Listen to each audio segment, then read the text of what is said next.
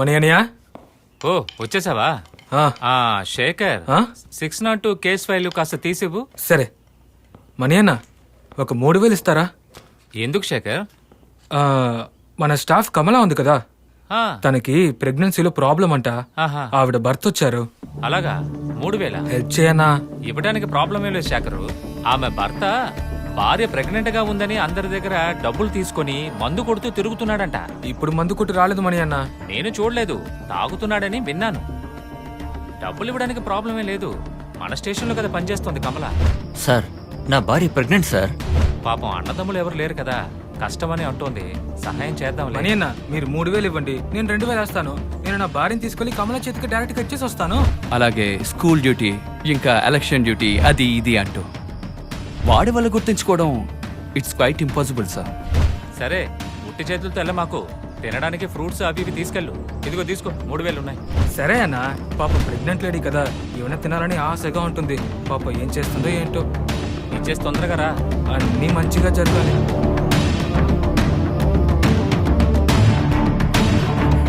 Scene, Seenu,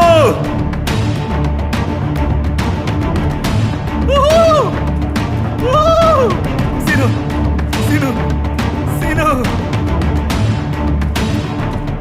Seenu, Seenu, Seenu, Seenu, Seenu, నాగా రే Seenu. Inspector ఇంట్లో నీకేంట్రా పని? అదంతా తర్వాత చెప్తాను, ముందు గోడను పగలగొట్టు. రే, గోడ ఆల్రెడీ పగిలి ఉందిరా, నువ్వు కొంచెం గట్టిగా తన్ను, పడిపోద్ది. అలాగా? అవునరా, ఉండొస్తాను.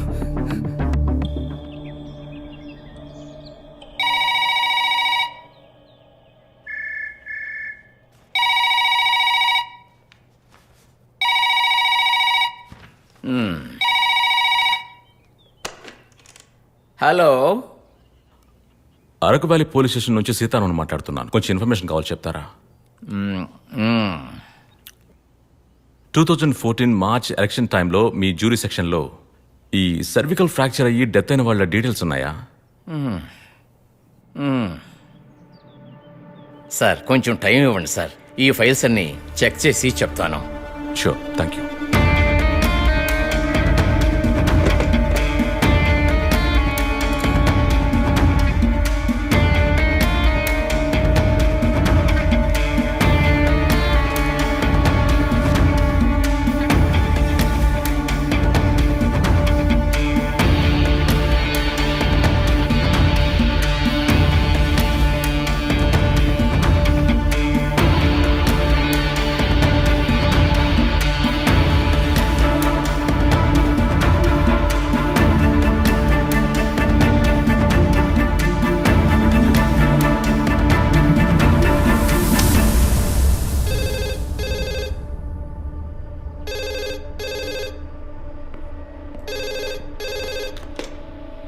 హలో.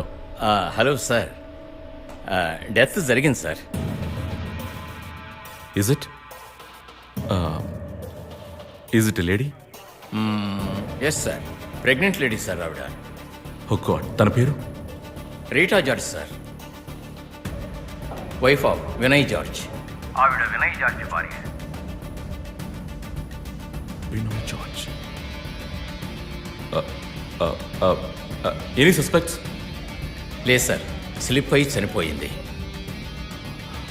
No suspect sir.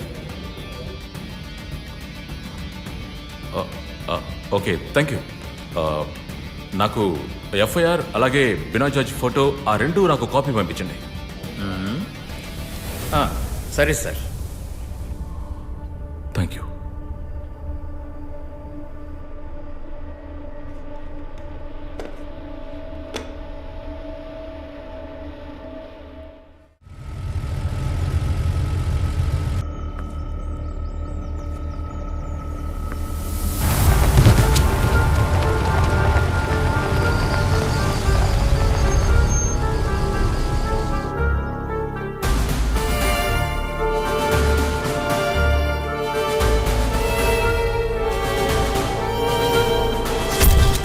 వాడు మనకేదో చెప్పాలనుకుంటున్నాడు.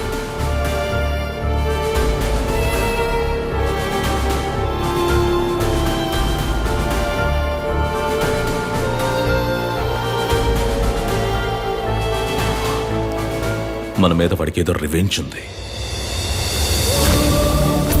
వాడిని మనం వెతికే ముందు వాడేంటో వాడి వ్యక్తిత్వం ఏంటో తెలుసుకోవాలి.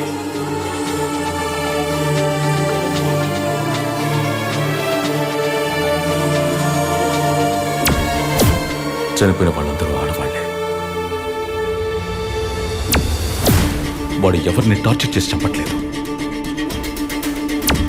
ఇక్కడ రక్తపాతం లేనే లేదు.